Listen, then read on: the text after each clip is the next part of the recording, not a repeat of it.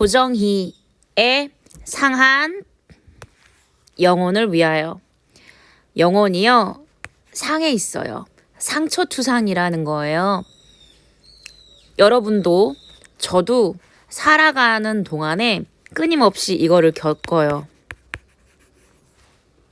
네, 그 이유는 여러 가지가 있겠지만 우리들은 고통을 겪고 있고 혹은 겪었고 우리들은 모두 다 상한 영혼이에요. 상처 입은 영혼이에요. 그런데 여러분, 이 상한 영혼은 영혼인 여러분 그리고 저는 이게 영원하지 않아요. 왜냐면 우리에게는 이 상한 영혼이지만 비록 우리는요 상한 영혼이지만 이 시기를 지나면 분명히 여기에 희망이라는 것이 있어요. 그러니까 우리에게는 반드시 이를 이겨낼 힘이 있고 이거를 고통으로만 여기지 말고 새로운 삶이 분명히 있을 테니까 앞으로 나아가자라는 거예요. 새로운 삶으로 나아가자. 그래서 이 시가 상한 영혼을 위하여라는 모두를 위로하는 시고요. 여러분도 저도 이 시를 같이 함께 하는 동안에 위로를 받고 희망이라는 두 글자가 새로 생기기 바랍니다. 너무나 관념적인 이 상한 영혼이라는 이 관념을 시인이 전달하기 위해서 이런 두 가지 소재를 갖고 썼는데요. 하나는 상한 갈대예요. 갈대도 상이 있네요. 그 다음에 두 번째는 부평초예요. 이 부평초는요, 뿌리가 없이 막 흔들려요. 뿌리가 없이 흔들려요. 그러면은 이 첫 번째나 두 번째나 다 이 상한 영혼이에요. 즉 우리들이라는 거죠. 얘네들이요, 이렇게 나무가 있으면 밑둥이 있죠. 근데 밑둥이 잘려도 새순이 돋아나요. 그 다음에 나무가 있으면 나무가 이렇게 원래 뿌리가 있잖아요. 뿌리가 없어도 이렇게 물이 고이면 꽃이 피어요. 교통사고가 났는데 다리가 잘려도 어떤 그 라이더 자전거 타시는 분이 재활을 해서 AI를 통한 다리를 끼워 넣으시고 자전거를 타시는 모습을 봤어요. 그때 저는 되게 부끄러움을 느꼈거든요. 그죠, 여러분. 이 나무에서 나무 뿌리가 없다고 할지라도 물만 있으면 와, 이 아름다운 꽃을 피는. 그러니까 여러분, 어느 순간에도 어느 상황에도 반드시 그걸 이겨낸다면 그 너머에 이렇게 지금은 너무 절망적일지라도 너무 슬플지라도 그거를 조금만 이겨내려고 하는 힘이 있다면 이렇게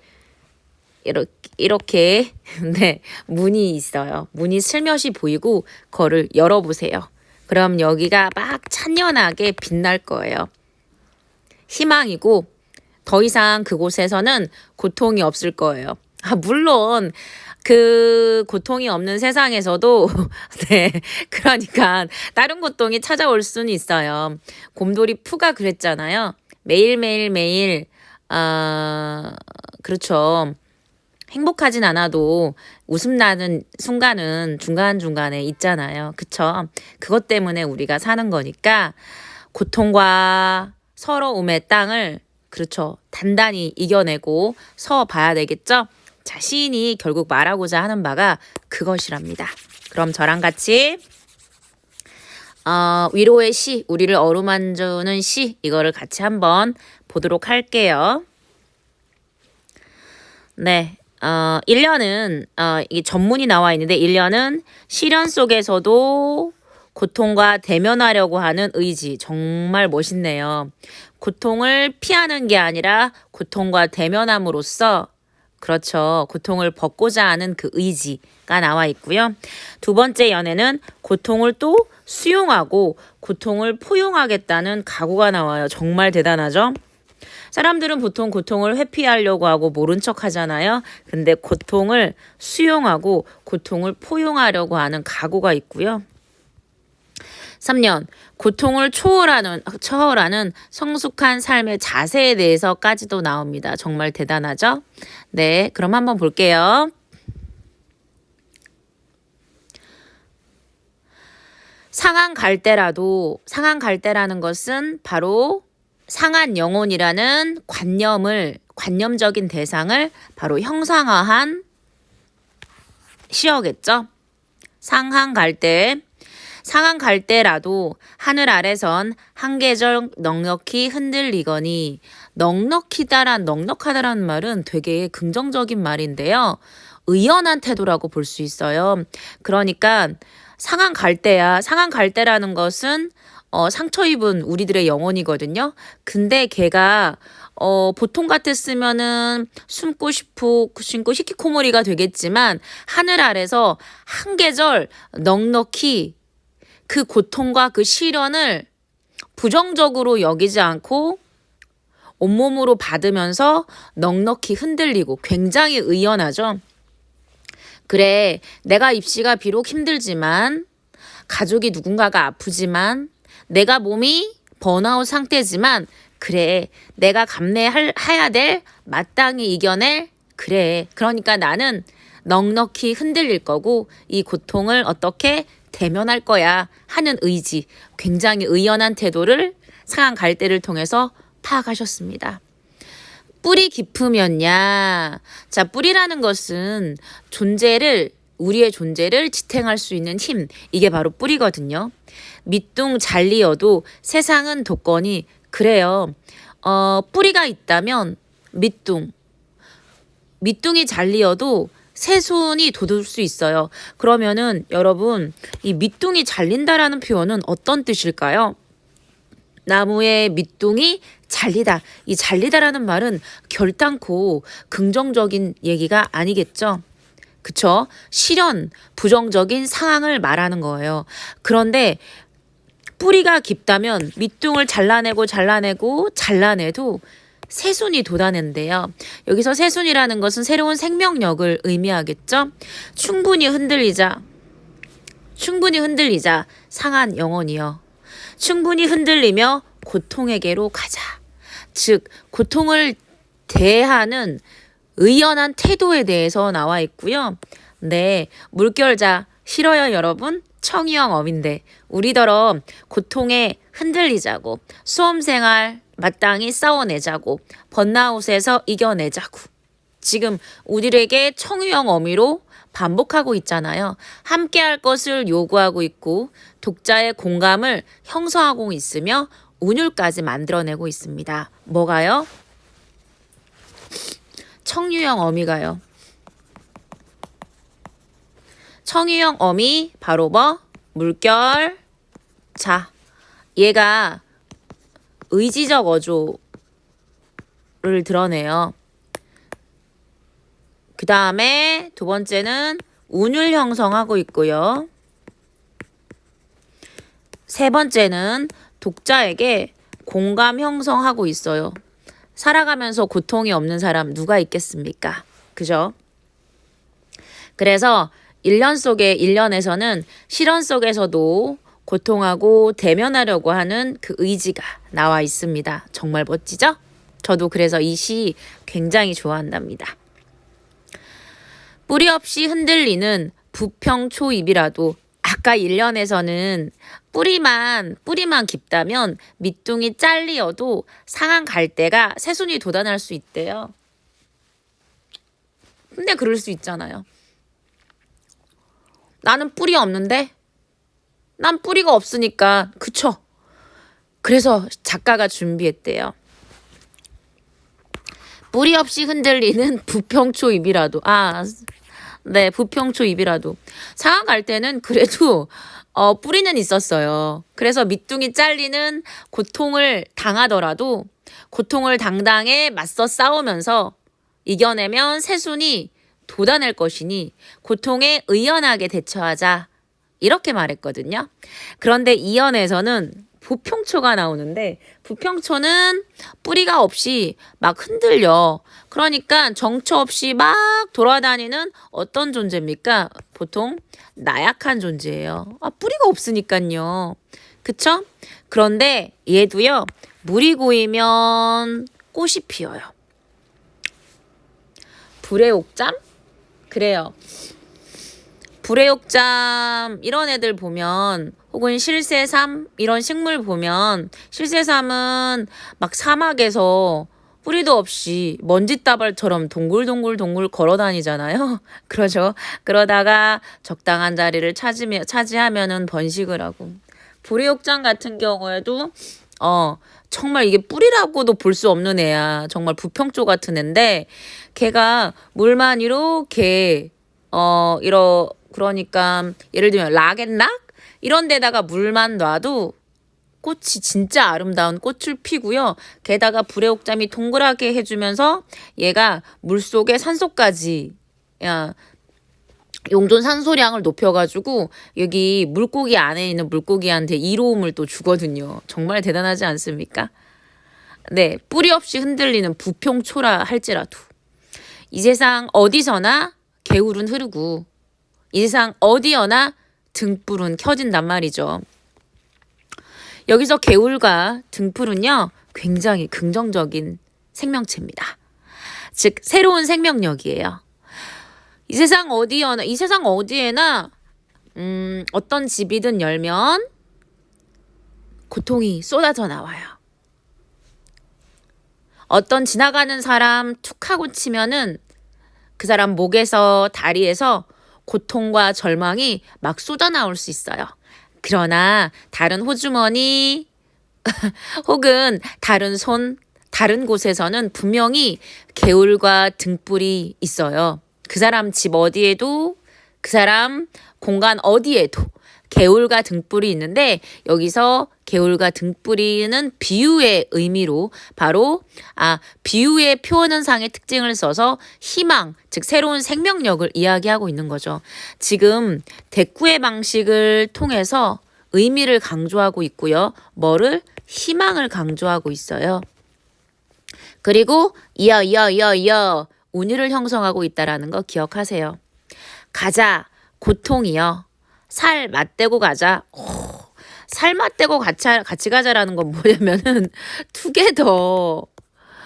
네. 저는 여기까지 아직 안 됐는데요. 저도 웬만하면은 고통을 때로는 번아웃이 심할 때는 고통을 잠깐 어떻게 회피하고 싶기도 해요. 잠깐 3분 정도 그런 생각이 들기도 해요. 몸이 뭔가를 막 번아웃의 증상 중에서 하나래요. 온몸을 막 두드려 맞은 것처럼 아프고 타인의 태도에 대해서 관대하지 않고 이 모든 것들이 다 번아웃의 태도래요. 번아웃이래요. 근데 나한테 그러한 번아웃의 시련을 안겨주는 고통을 시적 화자는 이렇게 얘기하는 거예요. 가자 고통이요. 나와 같이 더불어 살 맞대고 가자. 자, 고통에 대해서 어때요? 네, 저리 가! 꺼져가 아니라 어떻습니까? 네, 정말 수용하고 있어요. 대단하죠? 외롭기로 작정하면 어디든 못 가랴. 지금 서리적 표현을 썼고 있고요. 가기로 작정하면 지는 애가 문제랴. 역시나 다 갈 수 있다. 오케이. 문제가 아니다. 오케이. 자, 그래서 또 대꾸적 표현과 서리법 여기에서 두 개를 또 사용하고 있어요. 지금 가기로 작정하면은 지는 해. 하강적 이미지.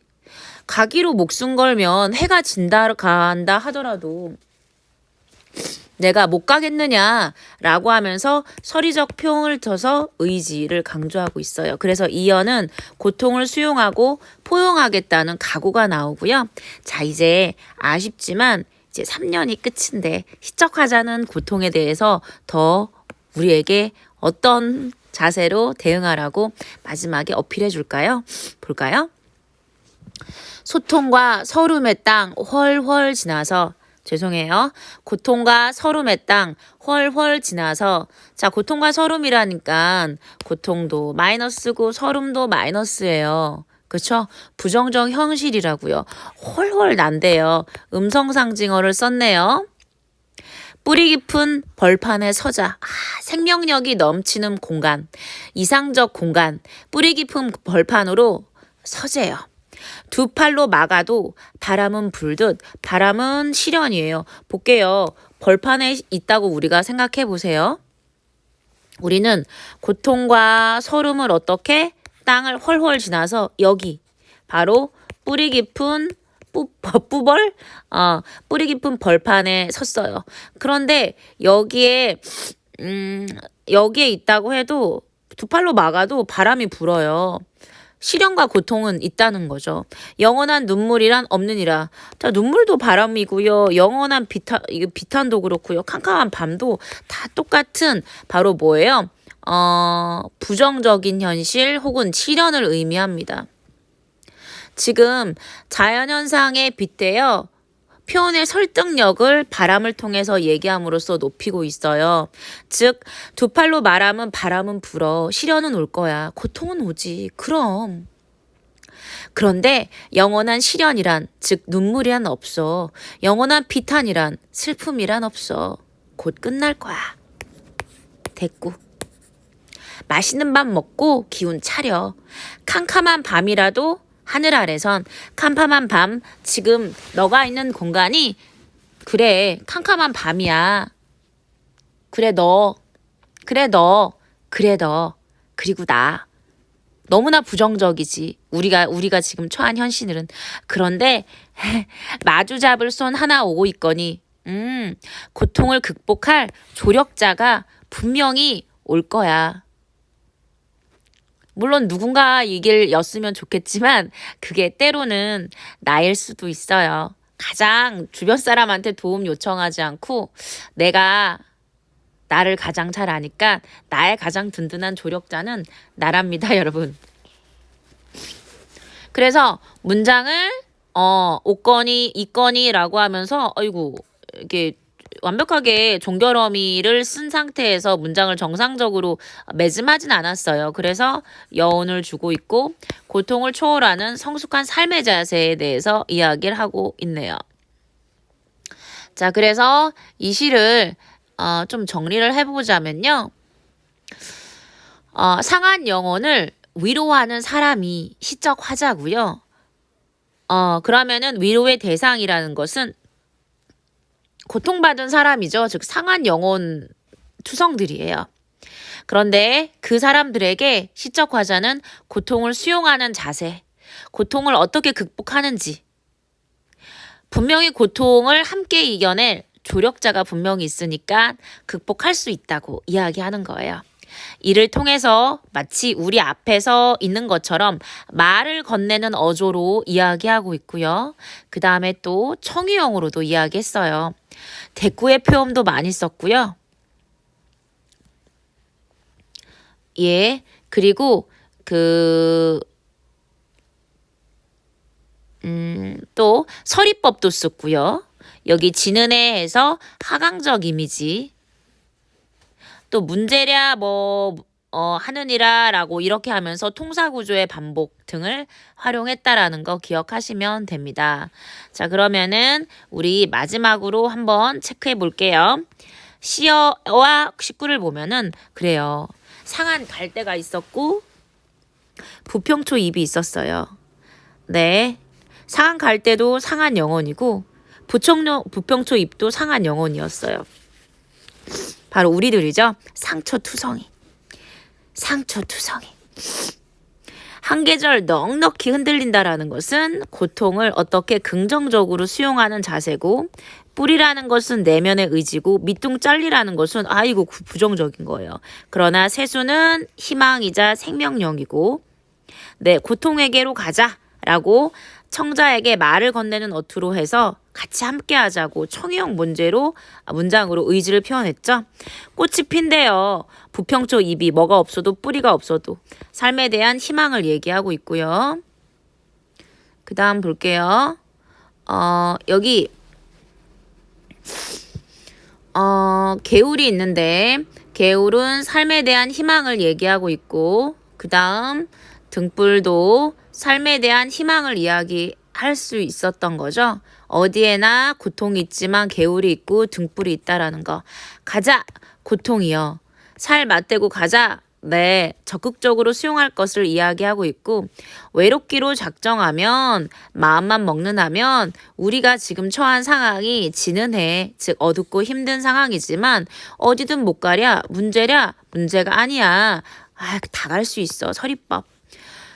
훨훨 음성 상징어를 써서 고통과 서름의 땅을 지나서 초월해서 뿌리 깊은 벌판, 즉 고통을 극복한 경지에 우리가 이르게 되면 네, 이렇게 얘기했고요.